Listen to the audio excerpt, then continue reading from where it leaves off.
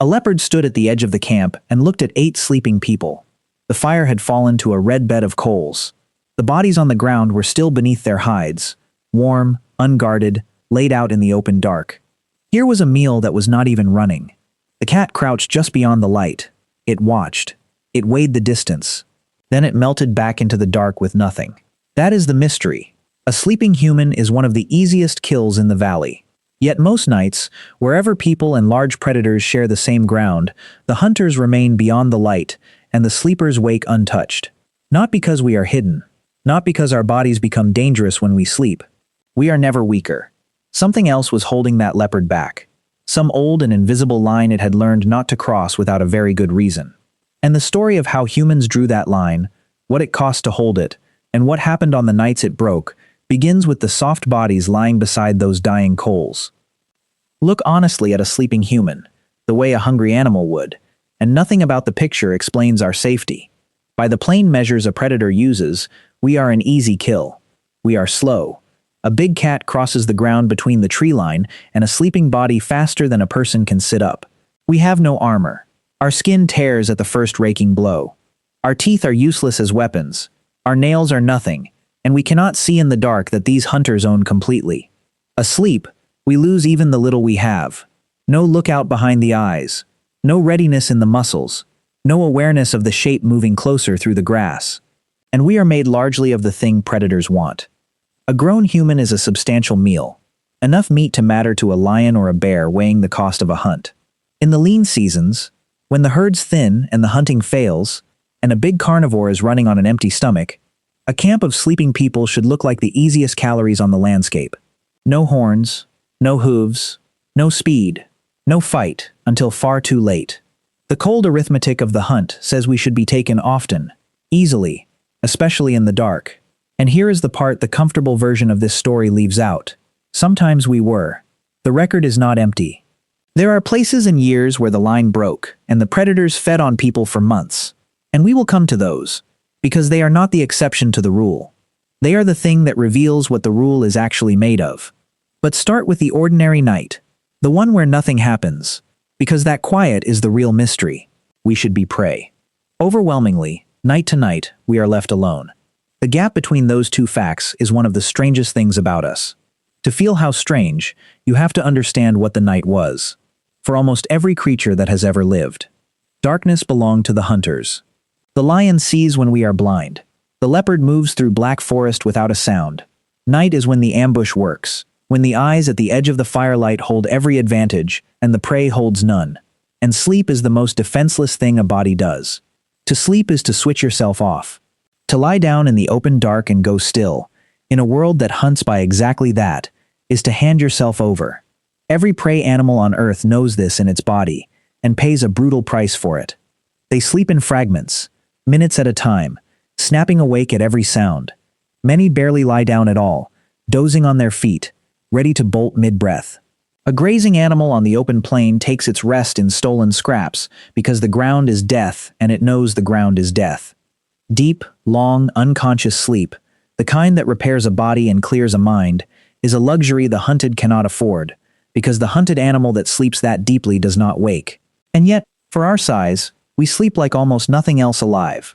Flat on our backs. Hours at a stretch. So far under that a person can be shaken and still not surface. We do not just sleep long, we sleep concentrated. More of our night spent in the deepest, most restorative, most defenseless stages than the animals we evolved beside. A creature that slept the way we sleep, alone, on that ground, would not last a season. That is not the sleep of something that beat the dark. It is the sleep of something that found a way to be guarded, while it lay unguarded. To switch itself off in the deadliest hours, and trust that the switching off would be survived. And the first piece of how it managed that was already glowing at the center of the camp.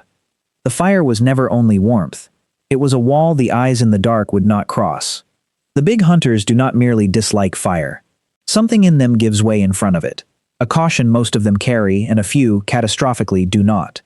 To an animal moving through the dark, the low flickering light at the center of a human camp reads as wrongness. A thing to circle wide and not approach. So the sleeping people were not lying in the open at all.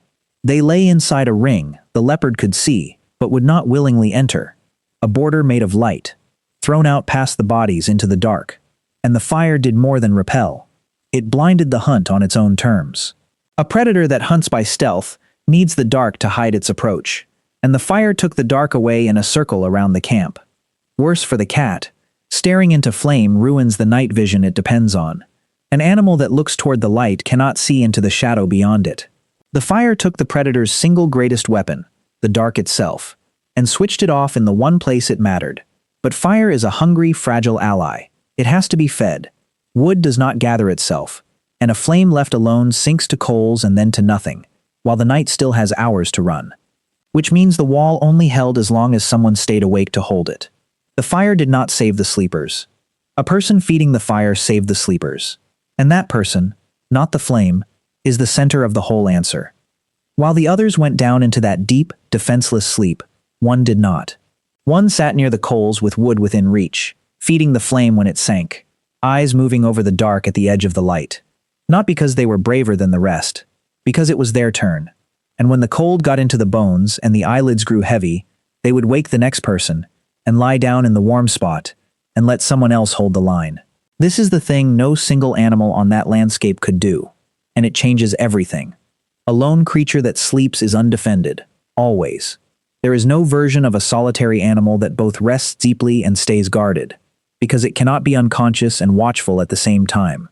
But a group can. A group can cut the night into pieces and hand the watch from one pair of eyes to the next, so the camp as a whole never sleeps even while every individual in it does. 7 people could fall into the deepest sleep of their lives precisely because the 8th was awake, and in a few hours, the 8th would sleep that deeply too, guarded by another. That is why we sleep the way no prey animal can. Not because we stopped being vulnerable as individuals. We never did. Because we stopped facing the night as individuals at all. The sleeping human is not a lone soft body on the ground. It is one part of a thing with many eyes that keeps watch in shifts and never fully closes down. And what the leopard was reading, at the edge of that camp, was not 8 easy meals. It was a single organism that was still, in part, awake, and that had a habit, once woken, of doing something no prey has ever done. The proof of what that habit is worth comes on the nights the wall thins, and one of those nights is where the whole bargain gets tested. The watcher's head drops. Just for a moment, the cold, the long day, the weight of the eyes. The flame, unfed, sinks toward the coals. The ring of light pulls inward. The wall around the sleepers thins to almost nothing. And the shape that has been waiting at the tree line for exactly this reads the change in an instant and begins to move, low and silent, across ground that is no longer guarded. This is the moment every prey animal loses. The lapse. The undefended dark. The hunter already inside the distance, before anything stirs. But the camp is not one animal. It is many. Something wakes. A sleeper surfacing at a wrongness in the air. A sound that does not belong. A cry goes up, and the ground erupts. Bodies that were dead asleep a heartbeat ago are on their feet. The fire is fed fast and flares. Voices come as one wall of noise, and hands reach for spears and burning brands. The single sleeper the leopard chose has become, in 2 breaths, a knot of standing, shouting, fire-wielding humans facing it down together. The cat breaks. It has to. What it moved toward as a meal has turned, in an instant, into the one thing its body is built to avoid. A coordinated pack of the animal that kills at a distance, awake now and aimed at it. It is gone before the first spear is raised. And the watcher, heart-slamming, builds the fire back to a wall and does not let their eyes close again.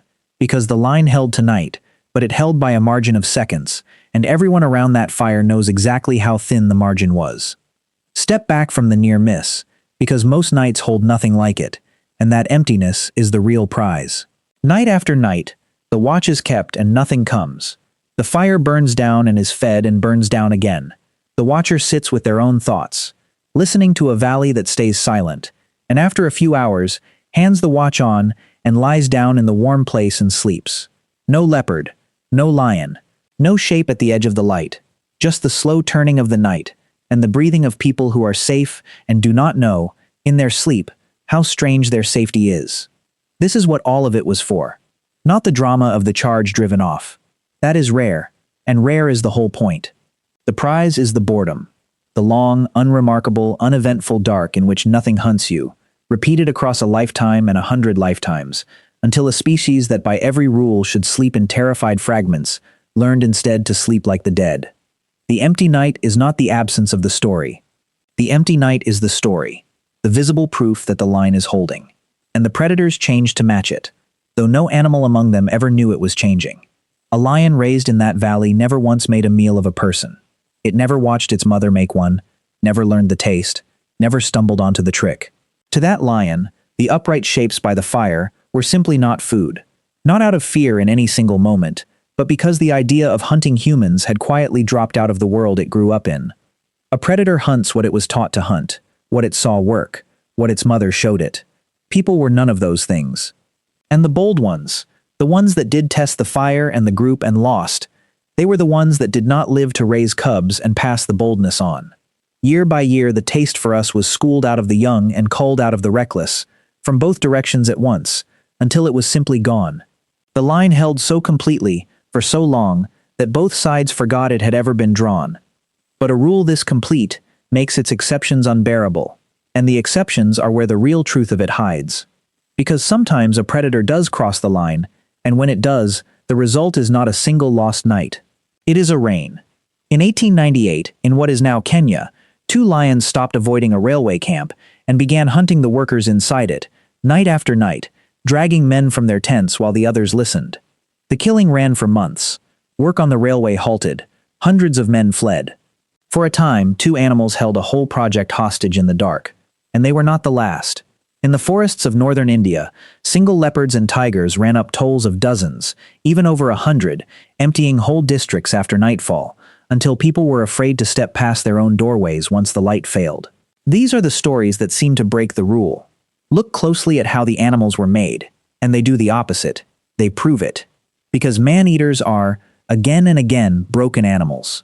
When scientists examined the actual skulls of the Tsavo lions a century later, they found it written in the bone. The lion that took the most people had a shattered canine and an abscess rotting at the root of it, a wound that would have made seizing and strangling powerful prey an agony. The famous man-eater of Mfuwe, in Zambia, had a jaw fractured clean through. Across the old accounts from India, the same note repeats.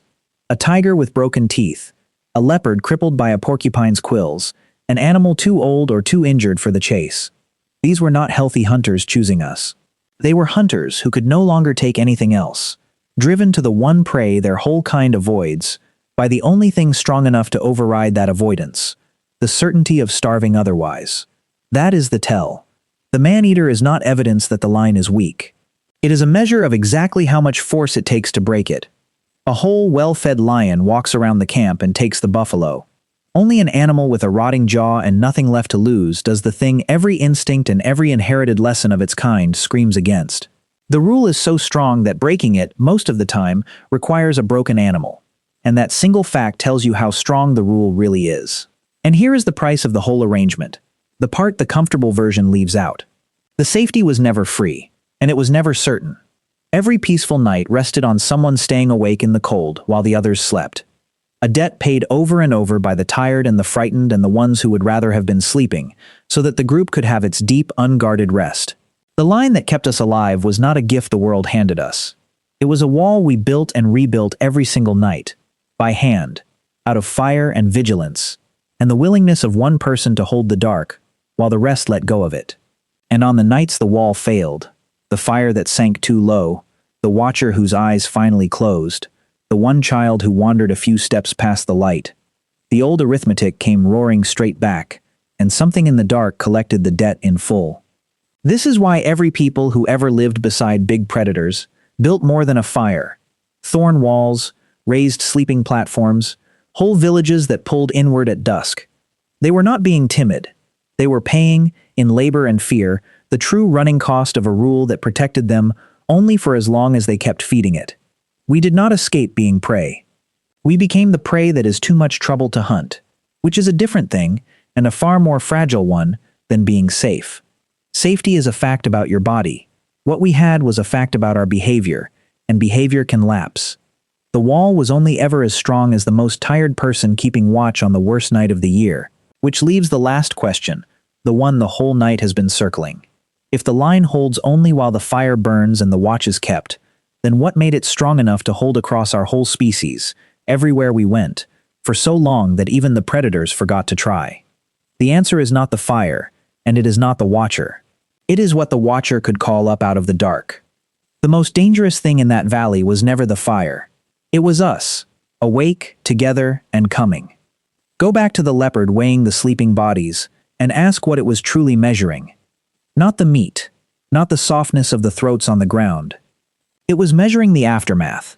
What happens in the seconds after a human is taken, when the fire flares and the shapes rise and the dark fills with the one sound no predator has an answer for. Because we do not only defend the sleeper, we avenge them, and we are the only prey on earth that does. A pride that takes a person is not facing one grieving family for one night. It is facing an animal that remembers, that tracks, that comes back in daylight, in numbers, with fire and weapons and the patience to follow a killer for days and finish it. That is precisely how the Tsavo lions ended, and the man-eaters of India after them, not fled from, but hunted down.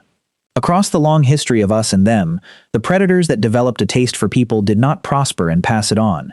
They were found, they were killed, and the lineages that survived to fill the valley were, overwhelmingly, the ones that had left us alone. That is the engine under everything else. The fire is a wall. The watch keeps the wall standing. But the reason the wall works, the reason a healthy predator will not even test it, is that behind it stands the most dangerous animal that has ever walked the earth. One that does not forget an injury, and does not stop coming. Every predator line that failed to learn this was slowly, permanently removed from the world. And the ones that remain are the descendants of animals that learned to walk wide around our light. We did not become safe in the dark by hiding from what hunts us. We became the thing it learned, across 10,000 generations, that it must never wake. So, why do wild predators so rarely attack sleeping humans? Not because we are hard to catch asleep. We are the easiest catch in the valley.